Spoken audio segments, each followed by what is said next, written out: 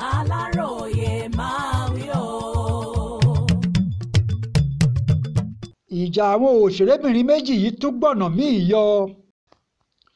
Bó tilẹ̀ jẹ́ pé ọ̀rọ̀ náà kò yanjú délẹ̀ lẹ́yìn tí adájọ́ ti bá wọn dá sí ọ̀rọ̀ náà, kò sẹ́ni tó mọ̀ pé ìjà àárín àwọn òṣèré arẹwà obìnrin méjì ilẹ̀ wa nì, Ìyábọ̀ Òjó àti Lizzy Anjorin lè tún bẹ̀rẹ̀ padà ní kíákíá.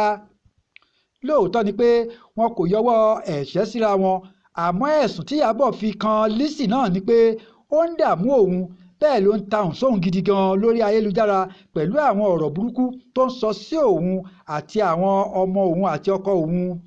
Àwọn ẹ̀sùn yìí kan náà ló ti máa ń fi kàn látẹ̀yìnwá. Ìyábọ̀ ní òun alára àtàwọn olólùfẹ́ òun ní Lizzy máa ń fojú sùn pẹ̀lú èpè ńláńlá, ìdúkookò mọ́ni àti ìbanilórúkọjẹ́ lọ́lọ́kan òjọ̀kan láìwo ti pé ẹjọ́ sì wà ní kóòtù.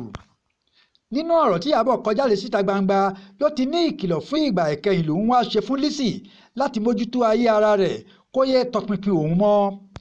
Ó ní mo ní láti jáde wá tú àṣírí àwọn ọ̀nà tí Lizzy Anjorin ń gbà ń dààmú mi tó sì ń fi mí ṣẹ̀sín.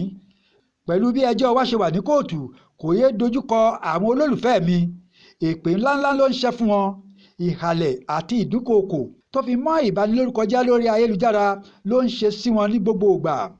Mo fẹ́ káwọn aláṣẹ rí sí ìkéde mi yìí. Lizzy Anjorin, mò ń ṣèkìlọ̀ ta gbangba fún ẹ fún ìgbà ìkẹyìn. Ìwọ ọ̀daràn ní ká máa tọpinpin èèyàn kiri orí ayélujára, ṣọ́ra ẹ. Dáwọ́ ìfiniṣẹ̀lẹ́yà àti ká máa ṣe nǹkan burú sí èèyàn lórí ayélujára dúró ní kíákíá. Yéé fojú sun àwọn ẹni ẹlẹ́ni tí wọn kò ṣẹ̀ títí kan àwọn ẹbí mi àti àwọn ọ̀rẹ́ àtàwọn alábàáṣepọ̀ mi. Mi ò ní fààyè gba gbogbo ọwọ́ tó ti ń gbé yìí mọ́. Mi ò ní gba gbogbo èpè tó máa ń ṣẹ́ fún àwọn ọmọ mi àti ọkọ mi mọ́. Wọn ò fìgbà kan fún ẹ lésì tàbí gbégbá èébú pẹ̀lú ẹ rí. Ohun tí mo fẹ́ láti ọ̀dọ̀ ẹ ní ìsinsìnyí ni pé kí o má kọjá ààlà.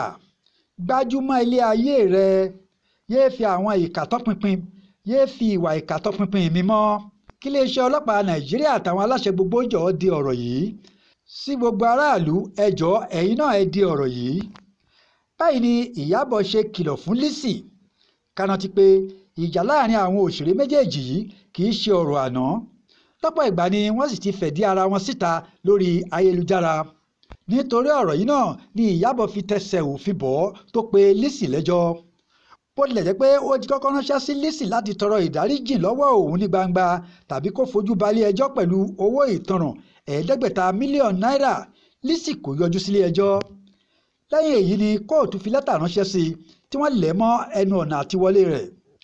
Àmọ́ tó jẹ́ pé adájọ́ kóòtù ló ṣe bí ìyá fún àwọn méjèèjì tó rọ̀ wọ́n láti parí ọ̀rọ̀ náà láàrin ara wọn kí wọ́n sì dáwọ́ à ń gbé ara ẹni wá sí orí afẹ́fẹ́ dúró.